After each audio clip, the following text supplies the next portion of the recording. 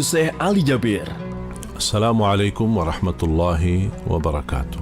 Alhamdulillahi rabbil alamin. ولا عدوان إلا على الظالمين وأشهد أن لا إله إلا الله وحده لا شريك له له الملك وله الحمد وهو على كل شيء قدير. Kaum muslimin muslimat, pendengar radio Republik Indonesia dimanapun Anda berada, Selama bulan Ramadan tahun ini, Anda dapat mendengarkan siaran ulang Syekh Ali Jabir saat mengisi kuliah subuh tahun 2016 di Pro 3. Siarannya yang singkat tapi penuh makna. dengan sabar kita bisa menjadi orang-orang yang mulia di sisi Allah Subhanahu wa taala. Dijanjikan kita mendapatkan masuk surga Allah melalui babus sabar, khusus pintu sabar. Rindu Syekh Ali Jabir dapat Anda dengarkan di Pro 3 menjelang waktu imsak. Ramadan, lekas pulih Indonesia. Gak kerasa ya, udah lebih dari 1 tahun kesabaran dan ketawakalan kita diuji karena pandemi COVID-19.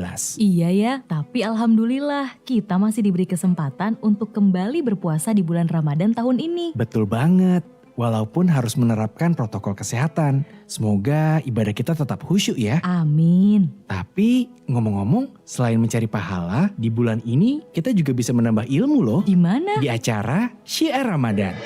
Syiar Ramadan, setiap hari, mulai pukul 17 hingga jelang berbuka puasa. Di 91,2 FM Pro 1 RRI Jakarta, 105 FM Pro 2 RRI Jakarta, 92,8 FM Pro 4 RRI Jakarta, dan 88,8 FM Pro 3 RRI.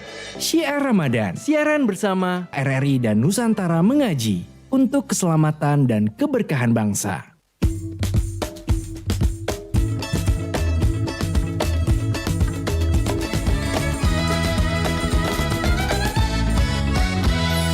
Bukankah kita semua ingin segera bisa terbebas dari masa pandemi yang sekian lama menjadi faktor utama penghambat laju perekonomian nasional kita.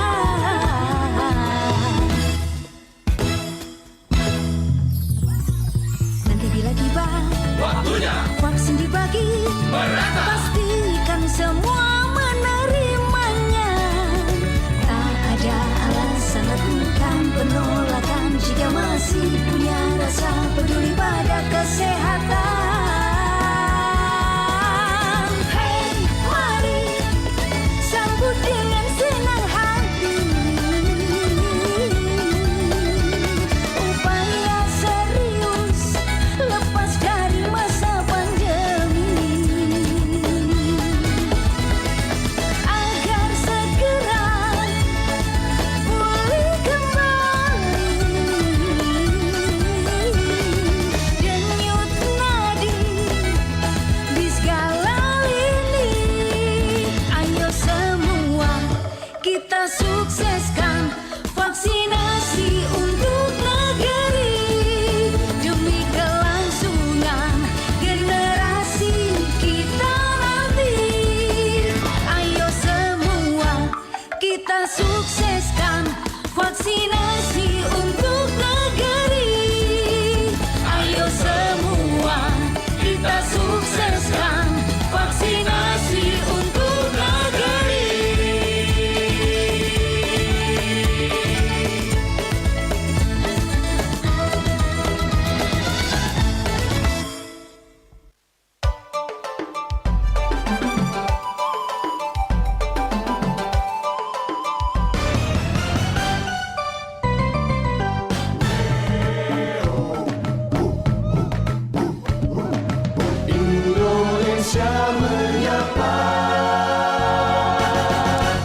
Ya, selamat siang pendengar, Anda masih bersama kami dalam Indonesia Menyapa Siang. Dan saat ini pendengar, saatnya saya Nila Kusuma untuk menemani Anda ya, untuk menyampaikan informasi terkini dalam Indonesia Menyapa Siang.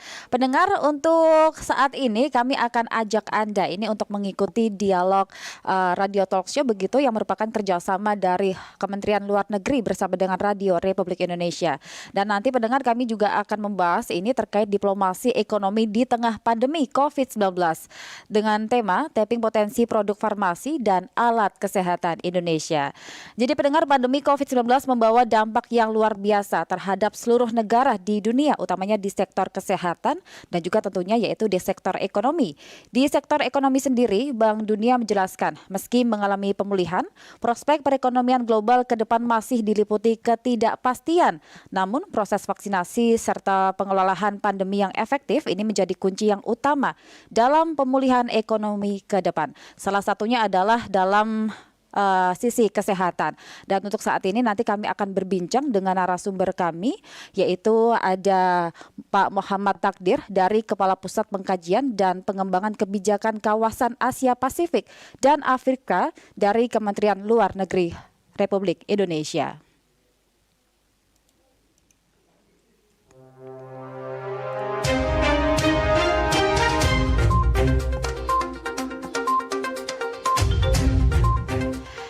Ya, untuk siang hari ini kami sudah tersambung ya dengan narasumber kami yaitu Pak Muhammad Takdir dari Kepala Pusat Pengkajian dan Pengembangan Kebijakan Kawasan Asia Pasifik dan Afrika dari Kementerian Luar Negeri. Kita akan sapa, beliau ini sudah tersambung dengan kami melalui via Zoom ya.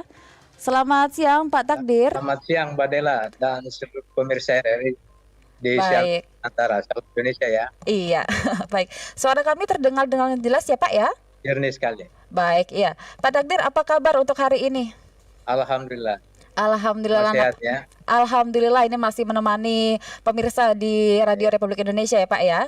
Baik, Pak Takdir, nanti kami juga akan undang pendengar ya untuk bergabung. Untuk Anda pendengar ini dapat bergabung untuk langsung bertanya ya, ini bagaimana terkait nanti regulasinya dan juga tata caranya seperti itu. Anda bisa tergabung di 021 3866712, bisa juga di 021 352 3172 atau juga bisa bergabung di WhatsApp kami yaitu 081 399 399 888. Baik, Pak Takdir, untuk mengawali perbincangan kita di siang hari ini. Jadi ini kita membahas terkait tapping potensi produk farmasi ya dan alat kesehatan Indonesia. Jadi Pak Takdir, kalau kami berbincang terkait tema ini, bagaimana Pak diplomasi di Indonesia ini di tengah pandemi COVID-19 ya? Apa saja ini upaya yang sudah dilakukan untuk menangani pandemi global ini, khususnya dari pemerintah sendiri? Silakan Pak. Ya, saya mungkin perlu sedikit background dulu ya, bahwa ini mungkin dilatari oleh langkah priority yang telah disampaikan oleh Ibu Menteri Luar Negeri Indonesia awal dari tahun ini. Itu tentang 5 hal. Di antaranya 2 di antara 5 hal itu adalah kesehatan nasional security, dan pemulihan ekonomi yang atau sustainable development. Saat ini bisa kita sebut ya masalah krisis kesehatan global akibat pandemi COVID-19 kursinya pada langkah ekonomi itu seolah-olah sudah merupakan 2 sisi mata uang yang tidak terlalu ya. Sehingga sejak outbreak awal tahun 2020 hampir seluruh negara dunia termasuk Indonesia mengalami yang berat di bidang ekonomi, bahkan semua aspek kehidupan sehari-hari. Overall bisa disebut laju perdagangan itu terganggu, pertumbuhan ekonomi tadi Mbak Dila sudah menyebutkan Bank Dunia ya, data Bank Dunia, pertumbuhan ekonomi menurun, ada yang minus, lamban, dan seterusnya. Tapi meskipun demikian, semua negara kita berharap mampu bangkit tahan-lahan tahun kedua pandemi COVID ini. Ya, itu saya kira. Kalau langkah yang dilakukan diplomasi ekonomi yang dilakukan oleh Kementerian Luar Negeri, saya kira sejak awal itu kita telah mencoba untuk mendorong diplomasi ekonomi dengan melakukan potensi produk farmasi dan alat kesehatan. Bagaimanapun kita mesti percaya bahwa in every crisis itu lies an opportunity ya. Dalam setiap kesempitan ada kesempatan kalau menurut Pak Tahwan ya. Tentu banyak orang yang bertanya bagaimana Indonesia punya potensi itu, kalau secara umum Indonesia masih dinilai tergantung produk obat-obatan asing misalnya. Kesehatan. Ya.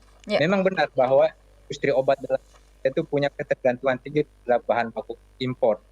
Kalau mengutip Menristek Pak Bambang Brojonegoro, itu sekitar 95% kebutuhan bahan baku obat domestik penuhi dari bahan baku impor. Tapi itu bukan ini yang harus digarisbawahi. Tapi itu bukan berarti bahwa kita tidak mampu menggenjot beberapa farmasi di alat kesehatan Indonesia Ya. untuk mampu bersaing di luar negeri. Agree. Ketergantungan bahan baku itu adalah tantangan yang penting dibenahi. Itu saya kira. Baik, iya. Pak Fajri, kami undang pendengar kembali ya, dan pendengar, untuk Anda ini ada yang menarik ya dalam dialog kita kali ini. Jadi untuk Anda ini yang nanti bertanya ya Pak Fajri ya, Pak Takdir ya, ini bisa mendapatkan souvenir cantik dari Kementerian Luar Negeri sendiri. Benar Pak Takdir? Iya. Baik, jadi untuk Anda ini kalau saya jadi pendengar langsung semangat bertanya ya. Jadi nanti ada souvenir yang langsung dikirimkan ke alamat rumah Anda. Pendengar, untuk Anda yang bergabung silakan di 0213866712 atau di 0213523172. Nah, Anda juga bisa mengirimkan pertanyaan ya di WhatsApp kami 081399399888. Ya. Jadi Pak Takdir, ini kan tadi dijelaskan bahwasanya Indonesia ini masih bergantungan begitu ya, tetapi masih ada upaya-upaya untuk menggenjot begitu. Nah, ini upaya yang dimaksud ini seperti apa saja, Pak? Ya. Sebelum sampai ke situ ada mungkin satu fakta yang jarang dipahami publik, ya, bahwa Indonesia itu sebenarnya mungkin menjadi satu-satunya negara yang diakui sebagai pemasok vaksin di kawasan Asia Tenggara, WHO. Nah, itu kan satu satu pengakuan atau satu kredensial tersebut. Selain itu, sebanyak 130 negara telah mengimpor vaksin dari Indonesia. WHO mencatat Indonesia itu sebagai salah satu negara yang mendominasi pasokan vaksin dunia bersama India, Belgia, Prancis, Korea Selatan. Bahkan untuk pemasok vaksin ke negara Islam, mungkin Indonesia menjadi produsen besar bersama China dan India. Bahkan sekitar kalau nggak salah itu 2/3 vaksin polio dunia itu dipasok oleh Indonesia. Itu dari segi sektornya. Ya. Nah, kalau kita lihat pemainnya ya, BUMN kita, Bio Farma itu mungkin menjadi satu-satunya produsen vaksin ya, dan antisera di Indonesia yang saat ini memiliki kapasitas produksi vaksin sebesar 3 miliar dosis, yang terdiri dari kalau nggak salah 14 jenis vaksin. Kapasitas produksi itu kalau kita bandingkan ya, itu merupakan yang terbesar di Asia Tenggara. Bahkan untuk beberapa vaksin imunisasi dasar, Indonesia itu mampu menyuplai ke UNICEF, kerjasama bilateral dan negara lain. Ya. Berbagai produk vaksin itu kapasitas tersebut ya lain yang telah memiliki sertifikasi ekspor, antara lain vaksin polio, difteri, tetanus, pertusis, hepatitis B, dan Haemophilus influenza tipe B. Ya, itu gambaran fakta yang sebenarnya jarang dipahami publik. Nah, back kepada pertanyaan awal, apa yang dilakukan oleh Kementerian Luar Negeri? Ya. Kementerian Luar Negeri sampai saat ini terus mendorong pelaku industri farmasi maupun alat kesehatan Indonesia untuk go global. Ya, ini digarap oleh beberapa direktorat di Kementerian Luar Negeri. Bahkan Ibu Menteri itu secara khusus bentuk satu tim percepatan pemulihan di Kemenlu untuk menjembatani kepentingan market di luar ya dengan kepentingan dalam negeri terkait dengan pelaku-pelaku dunia usaha maupun pengusaha-pengusaha yang terkait dengan sektor itu. Kita misalnya melihat ada sekitar 43 perusahaan Indonesia yang saat ini melakukan account investment senilai 48 miliar di Afrika. Dan di antara 7 sektor penting yang menjadi garapan itu adalah farmasi. Oh, baik. Farmasi. Ya. Dan menariknya sebelum berpindah ke pertanyaan selanjutnya.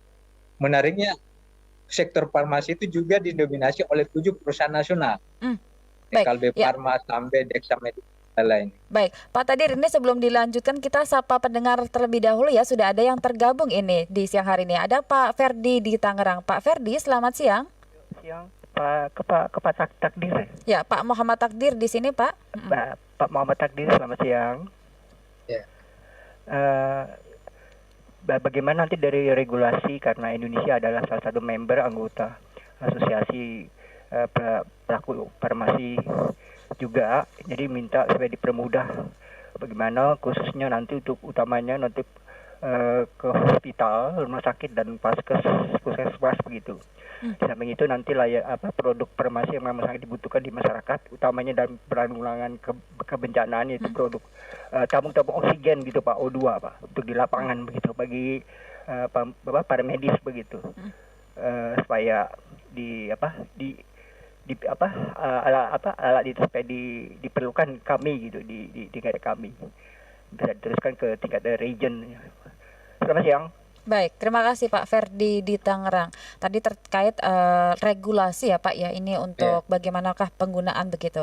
Sebelum dijawab Pak Takdir, kita sapa terlebih dahulu ya, ada Bu Dinda di Bogor yang juga sudah bergabung. Bu Dinda, selamat siang. Selamat siang Mbak Anden. Baik. Salam sehat ya. Salam sehat, semangat juga untuk Ibu. Silakan Bu. Semangat, iya. Selamat siang untuk Bapak narasumber. Siapa Bapak narasumber namanya? Pak Muhammad Takdir Bu di sini. Bapak Muhammad Takdir. Selamat siang Bapak. Linda. Selamat berpuasa Bapak. Selamat siang. Satu pertanyaan aja Bapak. Apakah vaksin yang datang ke Indonesia, sama dengan yang datang ke Arab? Karena banyak yang komentar orang Arab juga terima dengan vaksin yang sama begitu, tapi ada juga yang masih konspirasi, kurang percaya begitu Bapak. Baik. Tanggapannya, terima kasih, selamat siang. Selamat siang, waalaikumsalam. Bu Dinda di Bogor. Silakan Pak Tadir tadi menanggapi. Yang pertama tadi ada Pak Ferdi di Tangerang, ini terkait regulasi. Silakan Pak. Ya, kalau terkait regulasi pengembangan produk farmasi ya, atau produk alat kesehatan, ini memang merupakan salah satu hal yang mesti dibenahi. Saya kasih contoh misalnya, kita itu di Indonesia kesulitan untuk mengembangkan apa yang kita sebut atau biasa disebut di dalam wacana rencana kesehatan nasional mengenai obat modern asli Indonesia. Jadi bagaimana obat AMO itu bisa bersaing dengan produk obat asing yang sebagian besar dikonsumsi oleh dunia medis kita. Padahal pemerintah itu sudah memberikan insentif 300%. Tapi AMO ini masih kelihatan sulit untuk kita bersaing dengan produk-produk obat asing. Kenapa? Itu mungkin karena langkah-langkah yang kita lakukan itu belum sinkron, terutama dari sisi bagaimana memasukkan AMO itu di dalam KJN kita, ya, jaminan kesehatan nasional kita, sehingga setiap yang menggunakan itu, ketika dokter menyusun resep dan segala macam, itu bisa ditanggung oleh BPJS. Nah, sejauh ini kan itu belum masuk ke dalam KJN, sehingga diharapkan ke depan itu mulai bisa dipikirkan, sehingga teman-teman di sektor farmasi itu, di dunia usaha farmasi, bersedia untuk melakukan investasi, riset dan segala macam. Kalau memang jalannya itu sudah jelas. Itu yang pertama. Yang kedua, kita agak kesulitan dalam hal penyediaan bahan baku obatnya. Ya, bahan itu sebagian besar masih impor, sehingga itu cukup mempengaruhi devisa pendapatan negara, karena belanja kita terhadap bahan baku yang impor itu masih banyak atau masih cukup sangat tergantung saya pikir. Nah, inilah regulasi-regulasi yang harus kita benahi. Kalau dunia usaha farmasi maupun alat kesehatan ingin bisa kompetitif, maka salah satu yang juga akan harus diperbaiki adalah soal insentif kapitalnya, ya,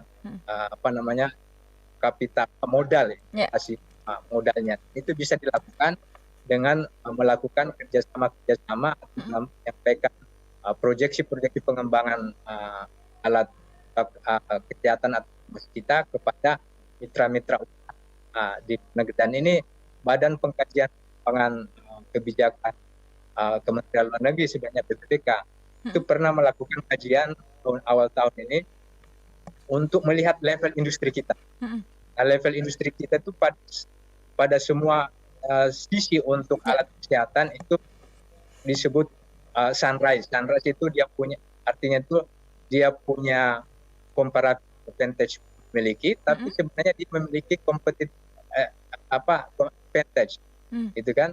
Sehingga kalau level industri sunrise disanding dengan level industri yang sudah maju, misalnya di Cina atau di mana pun, yang levelnya itu grade-nya itu dia sudah memiliki comparative advantage dan sudah memiliki competitive advantage. Nah, itu bisa menjadi salah satu potensi kerjasama yang dilakukan. Baik. Sehingga regulasinya pun kita akan sesuaikan dengan arah orientasi pengembangan farmasi atau kesehatan Indonesia. Baik, ya tadi Pertanyaan kedua mungkin dari Bu Dinda. Bu Dinda di Bogor, ini vaksin yang diterima di Indonesia apakah sama dengan yang diterima di Arab Saudi? Silakan Pak Takdir. Saya mungkin tidak akan spesifik mengomentari apa yang diterima vaksin di Arab Saudi, tetapi secara umum isu pengadaan vaksin dan distribusinya itu kan dibahas secara internasional, ya. Dan dari vaksin-vaksin yang beredar, misalnya apa itu Pfizer, Moderna, ataupun Sinovac, ataupun AstraZeneca dan lain-lain sebagainya, itu pasti muncul di dalam pembahasan dengan yang lebih luas. Ada yang ikut pada pembahasan itu ini, ada yang tidak. Intinya itu merupakan hasil pembahasan beberapa negara lah, kan? Nah, preferensi setiap negara tentu juga diserahkan kepada pemerintahnya. Ya, preferensi untuk menggunakan vaksin yang bagaimana itu tentu disesuaikan dengan kebutuhan negara itu, sama dengan mitra kerja yang berhasil diajukan. Ya. Baik. Kalau itu sudah mereka pastikan vaksin-vaksin yang ke negara kita ataupun yang masuk ke negara lain itu pasti sesuai lah dengan kebutuhan dalam ya. Kalau Indonesia sendiri ini berarti sudah menerima 2 vaksin antara Sinovac dan juga AstraZeneca atau 6 itu Pak? Kalau saya kira kita sudah menerima vaksin Sinovac dan kalau nggak salah AstraZeneca ya. Ada, ya. Tapi sementara masih itu, tetapi yang masih akan masuk itu ada 4 lainnya ya Pak ya? Iya, yang masih dalam tahap pembahasan oleh pemerintah Republik Indonesia dalam hal ini pihak Kementerian Negeri. Iya, Pak Takdir, kita sapa kembali pendengar yang sudah bergabung. Ada Pak Amri di Bola Mongondo ya. Pak Amri, selamat siang. Ya, selamat sore Mbak. Baik, selamat sore waktu sana ya Pak. Silakan Pak. Selamat sore Pak Muhammad Takdir. Assalamualaikum warahmatullahi wabarakatuh. Salam sehat. Salam Andre. Bola Mongondo Raya Pak. Baik, waalaikumsalam. Saya kasih masukan sekaligus pertanyaan Pak. Pertama, untuk produk farmasi Pak. Ya, kenapa kita masih mengimpor 75% tepung obat itu dan juga inulin Pak? Karena tepung obat kan kita bisa produksi dalam negeri, serta inulin kan banyak bahan baku sinkon dan obigalar Pak. Kenapa kita masih bergantung kepada India dan Tiongkok? Itu pertama. Kedua, kapasitas di PT Bio Farma itu masih kurang, masih kalah dengan Serum Institute yang 10 miliar dosis per tahun Pak. Harus lebih dibesarkan lagi kapasitasnya. Kan kita juga punya produk unggulan itu serum anti bisa ular sabu yang dipakai di berbagai banyak negara, terutama sabu dari jenis ular kobra Pak. Itu kan diproduksi PT Bio Farma, unggulan itu. Dan kita masih bisa memproduksi cangkang kapsul dari agar-agar. Itu produk komparatif kita yang kita harus unggulkan itu farmasinya keluar.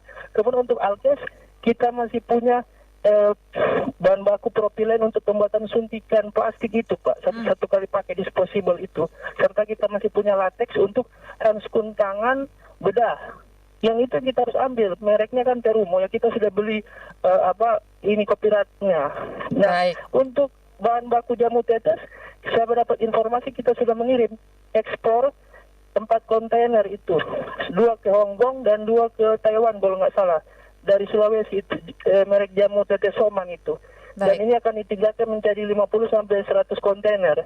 Nah, ini yang harus untuk bulan komparatif dan kompetitif ini harus diambil oleh Pak Muhammad Takdir, bagaimana memacunya dalam kondisi pandemi ini Pak. Itu saja masukan kami. Terima kasih Pak Amri. Wassalamualaikum warahmatullahi wabarakatuh. Ya, waalaikumsalam warahmatullahi wabarakatuh. Saya jawab mumpung biar nggak lupa. Baik, silakan Pak Takdir. Terima kasih Pak Andre, saya kira input yang bagus. Tadi saya sudah singgung bagaimana kesulitan kita itu di dalam membuatkan obat modern asli Indonesia AMO itu. AMO itu kan sebagian besar dia punya resources itu dari herbal, kan? Itu yang tadi Pak Andre sebutkan, ada kapsul dari agar-agar, ada apa lagi itu dari pepohonan atau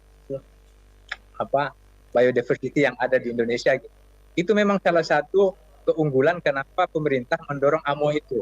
Nah, tetapi ternyata di dalam rencananya memang AMO itu agak sulit bersaing dengan obat-obat asing, karena pada umumnya dokter-dokter di Indonesia itu belum confident untuk menggunakan resep di Amoy tersebut. Padahal kalau kita perhatikan misalnya Amerika Serikat, China, Korea itu sudah menggunakan sekian persen herbal untuk sebagai substitusi obat-obat yang produksi dari bahan kimia gitu kan. Ya. Jadi ini saya setuju bahwa memang harus didorong dan Indonesia seperti yang saya sebutkan di awal dari ini dia punya banyak potensi yang harus kita terus terus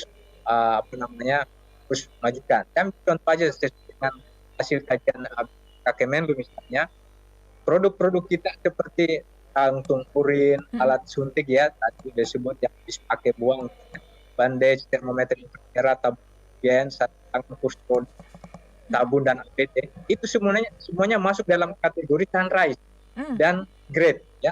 Sabun dan APD itu masuk dalam kategori grade. Artinya kita punya comparative advantage-nya, kita punya competitive advantage-nya. Kalau yang lain itu masih belum komparatifnya, tapi kita punya competitive advantage-nya. Di dalam konstruksi ekonomi apa yang dilakukan kalau kita ingin mengembangkan yang sunrise tersebut? Tentu adalah rata-rata industri yang bersifat sunrise itu kita memang memerlukan injeksi dana investasi yang banyak. Ini yang saya sebut capital intensity atau ahli teknologi yang intensif untuk menutupi kekurangan dari comparative advantage tersebut. Termasuk diantaranya selain hanya itu ya, selain capital intensity itu juga termasuk melakukan pembenahan ke dalam iklim kita ya, seperti penggunaan intensitas padat karya lebih efisien ya, tetap produktif, infrastruktur transportasi yang lebih baik atau iklim produksi lainnya yang sehat produktif gitu ya. Jadi ini semua cara untuk membangun apa yang menjadi kelemahan kita pada sisi komparatif dibanding dengan China atau Tiongkok atau lain. Ya, baik. Pak, tadi kan dijelaskan bahwasanya ini salah satu upaya untuk diplomasi ekonomi Indonesia ini adalah mendorong ya Pak ekspor produk farmasi dan juga alat kesehatan Indonesia untuk diekspor. Nah, ini yang sudah ini diekspor kemana saja, terus alatnya ini apa saja Pak? Indonesia punya apa saja ini? Kalau di yang saya sebutkan tadi obatnya itu ya tadi kan saya sudah sebutin. Kalau alat kesehatannya itu sebagian besar yang tadi produk seperti kantong urin tadi, termometer merah, tabung oksigen, sarung tangan, kursi roda dan kursi roda juga ya. APD ya. Bahkan APD itu kalau nggak salah Juli 2020 ya, itu telah memperoleh ISO berapa itu kalau nggak salah ISO 1603 dan 1604 itu dilakukan hasil kerja siapa? Itu ada hasil kerja diplomat yang bertugas di New York. Oh, baik ya. Baik. Sehingga sertifikasi itu akan menjadi pintu atau head start yang bagus bagi kita. Kalau nanti APD ini misalnya menjadi salah satu produk dunia dari pasokan Indonesia gitu kan. Itu saya kira. Baik ya, Pak Takdir, kita sapa pendengar kembali ya. Ini ada Pak Ridwan di Tanah Groget, Jakarta, dan juga ada Bu Nani di Bangka Belitung. Kita sapa terlebih dahulu untuk Pak Ridwan. Pak Ridwan, selamat siang. Ya, selamat siang Mbak. Baik, terima kasih sudah menunggu Pak. Monggo. Ya di Kalimantan Timur ini, bukan di Jakarta. Oh baik ya. Di Kalimantan Timur di Tanah Groget. Oh baik ya. Silakan Pak Ridwan. Terima kasih atas waktunya. Assalamualaikum Pak. Waalaikumsalam Pak. Pak Muhammad Takdir di sini Pak. Iya, Pak Takdir, Muhammad Takdir. Assalamualaikum dari Kementerian. Ya, saya bertanya ada 3 hal ini. Jadi kalau di masa pandemik ini ada 2 hal yang paling krusial adalah pemulihan ekonomi dan kesehatan. Nah, ini adalah sebuah plus minus seperti sebuah energi. Nah, bagaimana ini bisa pulih sedangkan sudah setahun usia produktif dan lansia ini kan masih banyak yang belum divaksin ya. Nah, sedangkan kalau menurut 7 teori ekonomi itu Pak Takdir, kita mungkin sulit sampai di fase ke-7 optimalnya itu kan paling bisa di fase 4 aja kalau nggak bertahan bangkrut gitu usaha-usaha ekonomi kita. Nah, jadi bagaimana menstabilisasikan pemulihan ekonomi dan kesehatan ini agar balance seperti itu, sebuah plus minus yang menjadikan sebuah energi, Mbak, ya kan, Pak Takdir kan. Nah, ini yang sulit saya rasa untuk kita kerja bersama semua, ya kan, sedangkan anak-anak masih dalam daring dan luring gitu kan. Nah, juga masih ada juga vaksin yang belum tersuplaikan gitu untuk lansia ini gitu. Ya, saya sendiri belum dapat vaksin ini dalam usia 50 seperti ini. Nah, saya sendiri seperti itu. Nah, itu bagaimana kita bisa memulihkan itu, Pak Takdir? Nah, mungkin itu aja pertanyaan saya dari Tanah Grogot, Kalimantan Timur. Semoga mohon dicerahkanlah di siang hari ini. Mbak Aisyah dan Pak Takdir sehat selalu ya, salam sehat. Assalamualaikum. Salam sehat, waalaikumsalam warahmatullahi wabarakatuh ya Pak Ridwan. Sebelum dijawab, kita sapa Bu Nani terlebih dahulu ya Pak Takdir ya. Bu Nani, selamat siang. Ya, selamat siang Mbak Andela. Baik, silakan Bu. Ini saya mau tanya ke Pak narasumber ya Pak ya. Ini kan kalau masalah vaksin itu memungkinkan nggak sih Indonesia itu memproduksi vaksin, karena kan mengingat negara lain juga membutuhkan. Saya rasa itu aja, terima kasih. Baik, terima kasih Bu Nani di Bangka Belitung. Nah, Pak Takdir, sebelum dijawab, ini ada salah satu ya pendengar kita yang tergabung di WhatsApp ya. Kita sapa, ada Bu Seli di Bogor ya yang bertanya, Pak, ini kendala dalam melaksanakan kerjasama bilateral itu seperti apa saja begitu. Jadi monggo Pak, silakan dijawab. Tadi pertama ada Pak Ridwan. Dulu ya. Ya. Kendala kerjasama bilateral. Saya mulai dengan Pak Ridwan. Saya kira terima kasih Pak Ridwan. Saya kira itu pertanyaan yang jauh kita temukan, bagaimana menyeimbangkan antara aspek tuntutan kesehatan dengan ekonomi. Ya. Ambil contoh misalnya, kalau prokes tidak dilaksanakan, maka mal-mal, tempat-tempat publik itu kan menjadi sumber pandemi, kan gitu kan. Tapi dituntut melakukan prokes ataupun alert dari kita bahwa krisis ini lanjut, membuat sektor dunia usaha sedikit mengerem dia punya laju produksi dan segala macam. Nah, itu yang saya sebut tadi, bahwa kadang-kadang di dalam setiap kesulitan itu ada kesempatan. Nah, salah satu kesempatan yang kita lihat dalam krisis pandemi seperti ini adalah bagaimana sektor e-commerce kita itu berkembang baik, ya kan? Jadi sektor e-commerce itu menjadi salah satu sektor yang saya pikir cukup resisten terhadap segala keterbatasan yang dilakukan oleh yang timbul sebagai akibat dari pandemi ini. Kenapa? Karena apa yang disebut jaga jarak, itu kebersihan, tidak bersentuhan segala macam, itu kan dipenuhi oleh sistem e-commerce yang bersifat online ini. Beda dengan transaksi offline, ya.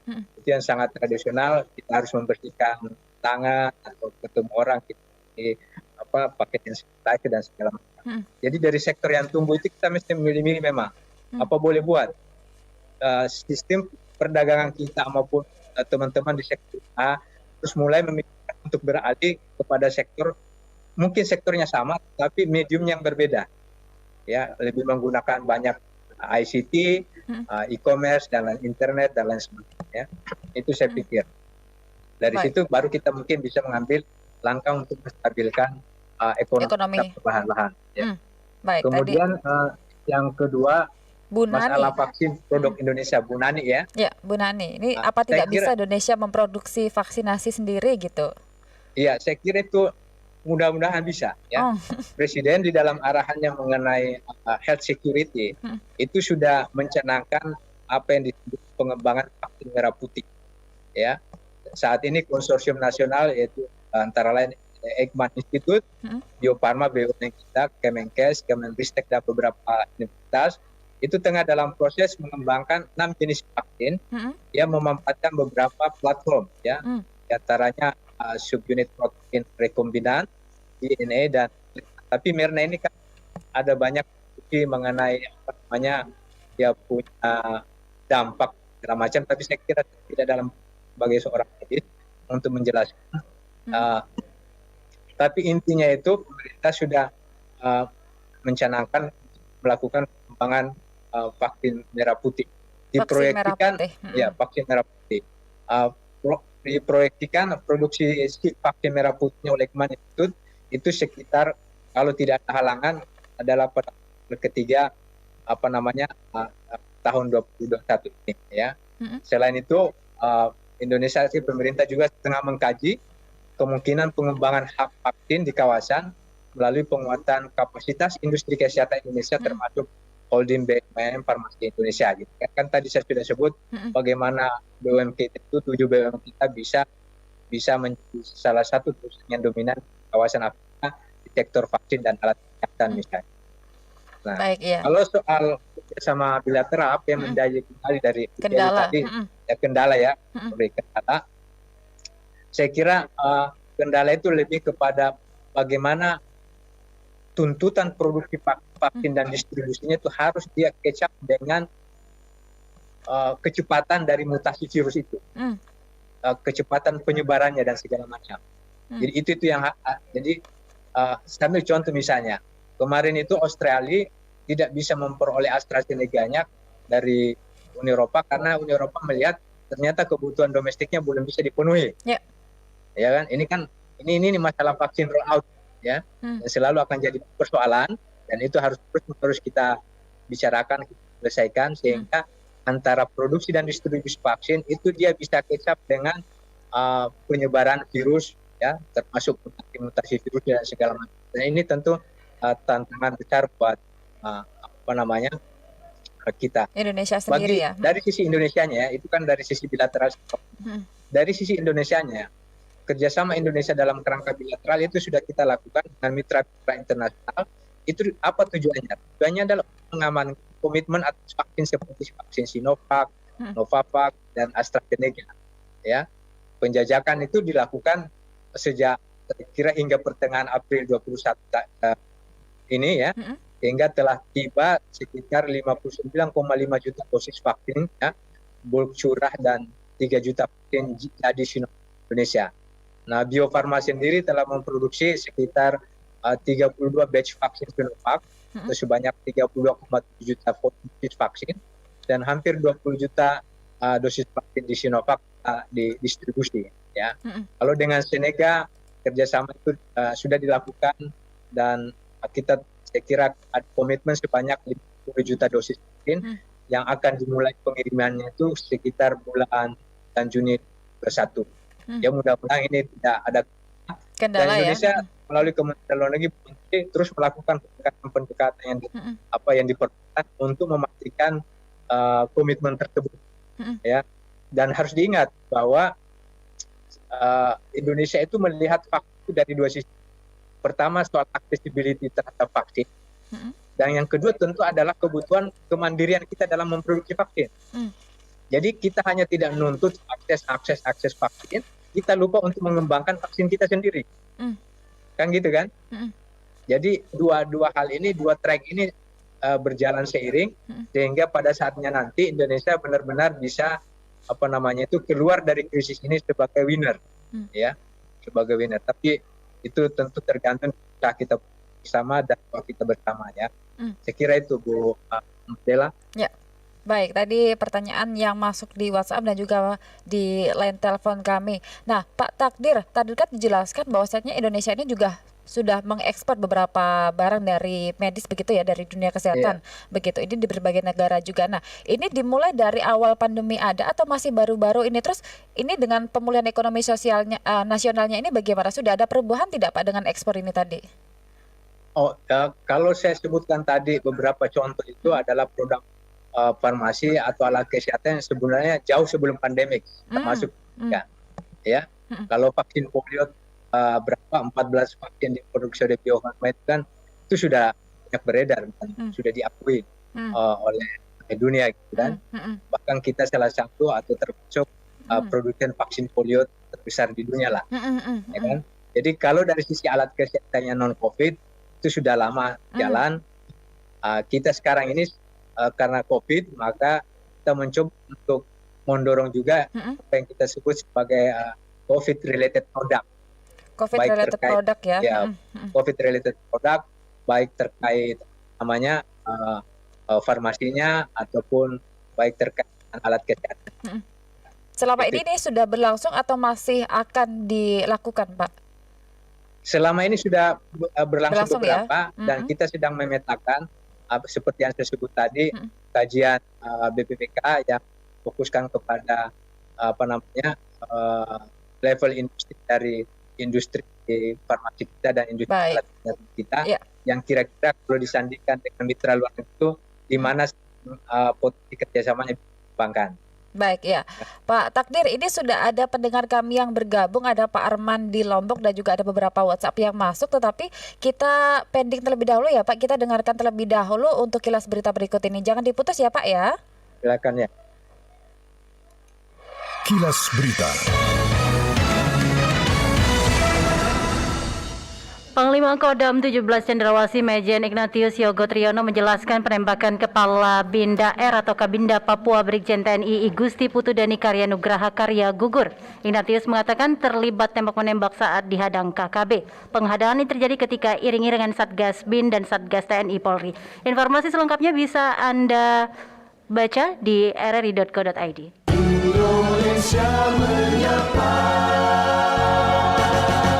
Ya, baik pendengar, Anda masih bersama kami dalam Indonesia Menyapa Siang ini dalam perbincangan tapping potensi produk farmasi dan juga alat kesehatan Indonesia bersama dengan narasumber kami ada Pak Muhammad Takdir. Nah, kita sapa ya Pak Takdir ya untuk pendengar yang sudah masuk di line telepon. Ada Pak Arman di Lombok. Pak Arman, selamat siang. Ya, selamat sore Mbak Anggena. Baik, selamat sore waktu Lombok ya Pak ya. Muhammad Takdir. Sore Pak Arman. Ini saya mau tanya Pak sedikit saja. Kemarin-kemarin kan kita sempat ramai dengar di berita atau apa mengenai vaksin merah putih atau Nusantara itu Pak. Mungkin seperti apa kesulitan atau apa untuk sekarang udah agak redup sekali, nggak ada pembicaraan seperti apa. Terus yang kedua ini mengenai masker Pak. Ya, masker, alat kesehatan seperti masker Pak. Mungkin kerjasama dari pihak Bapak ke pihak kita lah para. Halo Pak Arman? Ya. Halo? Ya, nampaknya kami terputus ya ini dengan Pak Arman tadi. Pak Arman hanya menyinggung terkait vaksin merah putih yang kemarin sempat ramai tetapi sekarang vaksin sudah reda. Tadi yang dijelaskan vaksin merah putih Pak tadi oleh Pak Arman. Kalau yang ramai itu vaksin Nusantara. Iya, padahal yang ramai vaksin Nusantara kemarin ya Pak ya. Tapi kalau untuk vaksin merah putih ini sendiri juga masih berlangsung ya Pak untuk produksinya ya? Dan juga penelitiannya masih berlangsung. Baik, kita sapa ya Pak, ada pendengar yang sudah masuk di WhatsApp. Ini ada 2 pertanyaan yang masuk dari Pak Faisal terlebih dahulu. Pak Takdir, ini bagaimana cara Kemenlu menyikapi persaingan global terhadap produk sejenis?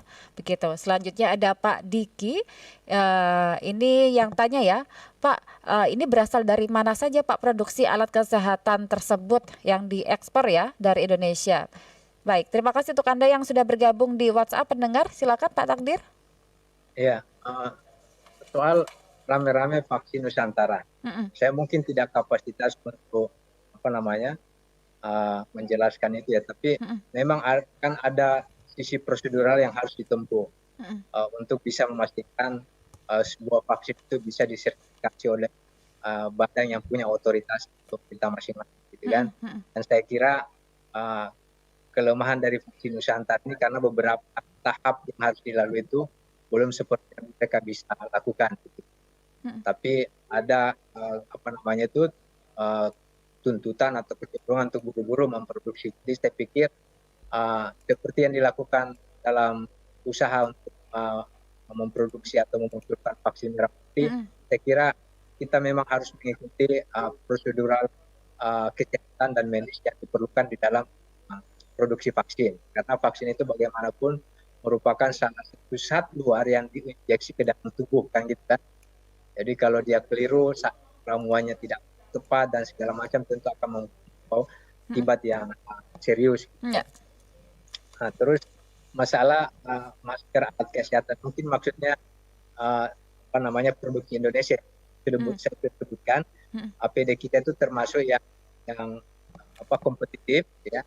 Kalau dilihat level industrinya berdasarkan kajian yang dilakukan oleh Kementerian Luar Negeri, industri yang memproduksi APD itu termasuk dalam level grade ya. Jadi dia punya comparative advantage yang bisa diandalkan, juga punya kemampuan kompetitif yang bisa diandalkan. Jadi ini saya kira yang harus kita carikan peluangnya. Caranya bagaimana? Tentu dengan memanfaatkan 131 perwakilan yang ada di luar negeri. Ya, itu saya kira promosinya termasuk kerjasama bilateral yang sangat gencar dilakukan oleh Ibu Menteri Luar Negeri. Ya. Soal persaingan kesehatan, alat kesehatan atau farmasi, Persaingan global terhadap produk sejenis, ya. Ya, saya kira itu tidak istilahnya bukan merupakan sesuatu yang harus kita takuti, gitu kan? Karena kan terbukti dari yang saya jelaskan, kita punya kemampuan kompetitif itu. Tetapi kalaupun untuk bisa benar-benar bertahan di tengah kompetisi yang ketat, maka satu solusinya tentu adalah mencari mitra investor yang bisa atau punya confidence dalam bersama atau turut bersama mengembangkan produk-produk alat kesehatan ataupun farmasi.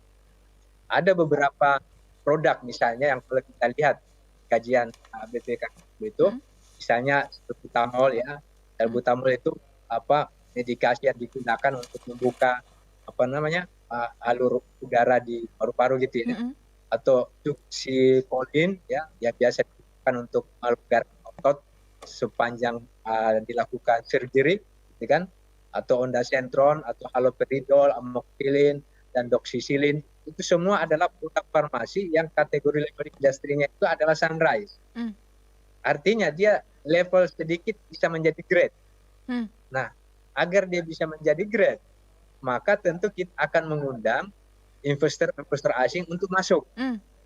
Ya, termasuk investor asing yang mungkin memproduksi yang sama dan berada pada level grade, tapi dia punya kebutuhan untuk ekspansi. Ya kan, itu kan yang kita pertemukan. Kalaupun misalnya kita tidak mau menggunakan investor asing, maka tentu komparatif advantage-nya itu dibenahi secara internal. Saya sebut tadi, kita mencarikan pemodal dalam negeri, ya, kemudian teknologinya di-upgrade, kemudian intensitas padat karyanya dibuat seefisien mungkin dan produktif dan seterusnya, gitu kan. Itu cara-cara agar kita bisa kompetitif, bersaing ya, bersaing dengan pasar global yang tidak hanya dalam produk farmasi, dalam semua hal. Baik. Dalam semua hal.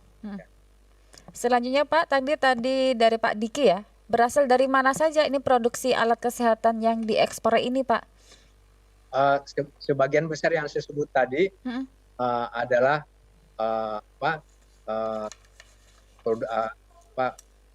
BUMN farmasi kita, ya, yang telah beroperasi di Afrika, dan itu diantaranya misalnya Kalbe Farma, ya, PT Kimia Farma, ya, Bio Farma, tentu ya. Kalau kesehatan biasanya gabungan perusahaan farmasi, gabungan perusahaan alat kesehatan, GAGESPAP, ya, kemudian perusahaan-perusahaannya itu misalnya PT Harsen Indonesia Laboratories, PT Ekta Medica dan lain sebagainya. Jadi sebenarnya kita punya perusahaan-perusahaan yang bisa go global. Go internasional ya Pak ya. Go internasional ya, go internasional. Ya. Tapi itu tadi pemerintah tetap harus memberikan mendukung, ya? atau memfasilitasi ya langkah-langkah itu, dan dunia usaha kita juga harus aware bahwa persaingan itu memang ketat sehingga dibutuhkan beberapa langkah terobosan di dalam pengembangan kapasitas produksi maupun kualitas produksinya, gitu kan. Itu saya kira. Baik ya, Pak Takdir, ini kan tadi dijelaskan adalah beberapa upaya untuk kita mengekspor barang dan juga ini untuk pemulihan ekonomi nasional. Nah, ini apakah hanya diperuntukkan oleh perusahaan-perusahaan yang besar begitu ya Pak untuk dapat diekspor, atau juga mungkin UMKM yang ada di masyarakat ini juga bisa begitu Pak untuk memasarkan produknya? Oh iya, saya kira saya mungkin lupa bahwa UMKM juga itu memiliki tempat di dalam pasar internasional. Ya, kalau kita melihat traktat dari yang kemarin Trade Bloc yang baru disetujui, itu kan memberikan pada klausul pengembangan industri kecil UMKM itu. Ya, termasuk diantaranya klausul pengaturan mengenai alih teknologi. Jadi Jadi UMKM kita itu sebenarnya punya Peran ya. punya ruang atau peran, dibukakan ruang oleh pemerintah dan punya peran untuk bisa meningkatkan kemampuannya. Kemampuan. Gitu Nah, kan. ini regulasinya bagaimana, Pak? Kalau regulasinya saya kira kita mesti tanyakan kepada kementerian terkait ya, regulasi pengembangan UMKM. Tapi saya perhatikan di hampir semua kementerian lembaga yang punya sektor berkaitan dengan UMKM itu memberikan perhatian yang besar. Tinggal bagaimana UMKM kita itu tentu memperoleh kemudahan dalam hal misalnya kredit, ya, potensi kerjasama dengan pihak luar dan segala macam. Itu saya. Baik, ya. Nah, Pak Takdir, karena juga kesempatan kita di siang hari ini sangat terbatas ya Pak, ini tidak terasa hampir 1 jam sudah kita mengobrol terkait pemulihan ekonomi nasional ini melalui bidang kesehatan ya Pak. Nah, ini mungkin ada beberapa poin yang ingin Pak Takdir sampaikan kepada pendengar kita bahwasanya ini loh, Kemenlu sudah berupaya ini untuk memulihkan pemulihan ekonomi nasional di Indonesia. Silakan Pak Takdir. Saya punya 3 hal sebagai anggaplah semacam closing statement. Pertama, untuk vaksin ya, kita yakini bahwa diplomasi Indonesia terutama terus digerakkan untuk meratakan jalan ya, kita akses kerjasama vaksin ya, baik secara bilateral, multilateral dengan berbagai pihak maupun melalui platform yang ada. Prinsip vaksin itu yang mesti kita pahami adalah sebagai public good, ya, akses setara, aman dan dengan harga terjangkau. Yang secara konsisten itu telah diusung oleh pemerintah sejak awal dan menjadi komitmen pemerintah Presiden Jokowi, gitu kan. Itu yang pertama. Yang kedua, masalah vaksin rollout tadi yang soal produksi dan distribusinya, ini memang masih menjadi tantangan bagi beberapa negara di dunia. Meskipun kemungkinan kasus COVID akan lebih terkontrol, tapi kemarin kan India memasuki wave ketiga itu sudah sangat biasa impact-nya tuh. Nah, distribusi dan keterlambatan produksi merupakan masalah kritikal bagi beberapa produsen vaksin. Nah, ini harus kita benahi karena penundaan itu akan menjadi masalah, mengingat vaksinasi harus berlomba dengan mutasi yang sangat cepat ya terjadi dan dapat menurunkan efikasi vaksin, gitu kan. Nah, pada saat bersamaan beberapa ahli kesehatan juga menyatakan bahwa antibodi yang dibentuk oleh vaksin juga itu kemungkinan tidak akan bertahan lama, ada efektivitasnya itu terbatas oleh waktu, gitu kan. Ini tantangan. Nah, poin terakhir yang ingin saya sampaikan atau share dalam kesempatan ini adalah saya ingin mengingatkan bahwa dalam hal nasionalisme vaksin tak ada lain yang bisa kita serukan selain bahwa pengadaan vaksin itu seyogyanya tidak memiliki labeling nasionalisme yang sempit. Karena ini menyangkut respons kita terhadap penyakit pandemik tidak dibatasi oleh konstruksi geografis, gitu ya. Sesuatu yang sangat sangat rentan dan mudah menyebar ke tempat lain. Dekat pengadaan produksi ataupun distribusi vaksin tidak memiliki label citizenship. Ini masalah kemanusiaan, ya, humanity. Laissez-passer vaksin itu adalah humanity.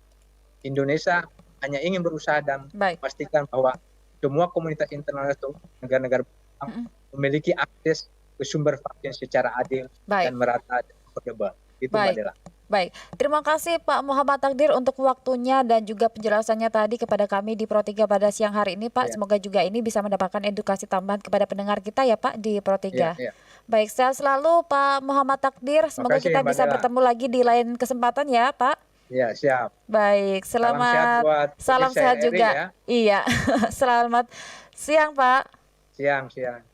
Ya, demikian tadi pendengar Muhammad Takdir yang merupakan narasumber kita ya di siang hari ini dari Kepala Pusat Pengkajian dan maksud kami Muhammad Takdir selaku Kepala Pusat Pengkajian dan Pengembangan Kebijakan Kawasan Asia Pasifik dan Afrika Kementerian Luar Negeri. Dan pendengar, dialog interaktif ini terselenggara yaitu kerjasama dari LPP RRI dengan Badan Pengkajian dan Pengembangan Kebijakan atau BPPK Kementerian Luar Negeri Radio Republik Indonesia.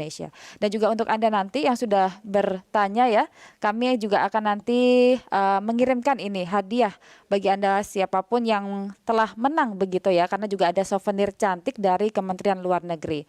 Tetaplah bersama kami pendengar, kami jelang untuk penyampaian dinamika olahraga sore Radio Republik Indonesia.